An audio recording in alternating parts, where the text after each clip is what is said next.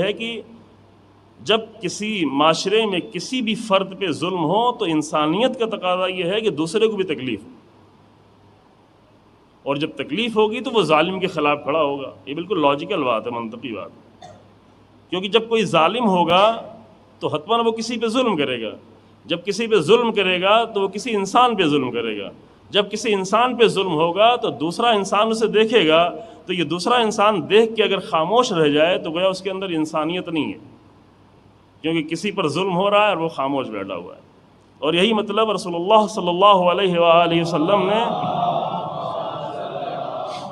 اپنی اس حدیث میں بتایا تھا امت مسلمہ کے لیے کہ تم لوگ سب ایک جسم کے پارٹس کی طریقے سے ہو، ایک جسم کے اعضاء جیسے ہو، کہ جسم کے کسی بھی پارٹ کو اگر تکلیف ہوتی ہے، ایک چھوٹے سے چھوٹے پارٹ کو اگر تکلیف ہوتی ہے، آنکھ میں ایک چھوٹا سا تنکا بھی اگر پڑ جاتا ہے تو پورا جسم بے چین ہو جاتا ہے، اسے قرار نہیں آتا، اسے نیند نہیں آتی، اسے سکون نہیں آتا۔ تنکا تو آنکھ میں پڑا ہے تو پیر کو کیا مشکل ہے، تنکا تو آنکھوں میں پڑا ہے تو دل کو کیا پرابلم ہے، تنکا تو آنکھوں میں پڑا ہے تو یہ جسم کیوں زمین پہ نہیں لیٹ رہا ہے بستر پر؟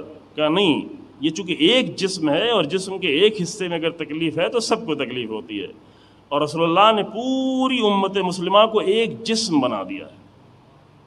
کس کی بنیاد پر؟ ایمان کی بنیاد پہ۔ انما المؤمنون اخوہ، مومنین بھائی۔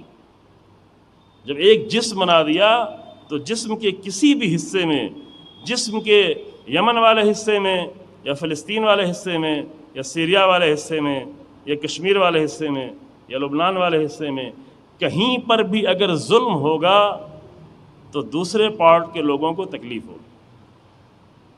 یہ ایک فطری چیز ہے۔ جس کو تکلیف نہیں ہو رہی ہے تو وہ یہ سمجھ لے کہ اس کو جسم سے کاٹ کے جدا ہو گیا ہے، وہ اپنے آپ کو اس نے جدا کر لیا، یہ مردہ ہو گیا۔ جب جسم سے ایک حصہ کٹ کے جدا ہو جائے تو کیا ہوتا ہے؟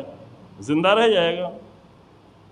اب اپنی انگلیاں کٹ گئی ہوں خدا نخواستہ، تو اب یہ انگلیاں جب کٹ کے جدا ہو گئیں تو زندہ نہیں رہ گئیں، یہ مر گئی ہیں۔ تو وہ انسان جس کو امت کی تکلیف پر تکلیف نہ ہو تو گویا وہ امت کے جسم سے جدا ہو گیا ہے، اور جب جدا ہو گیا تو مر چکا ہے۔ ہماری نگاہوں میں وہ چلتا پھرتا نظر آ رہا ہے، لیکن رسول اللہ کی نگاہوں میں وہ مر چکا ہے۔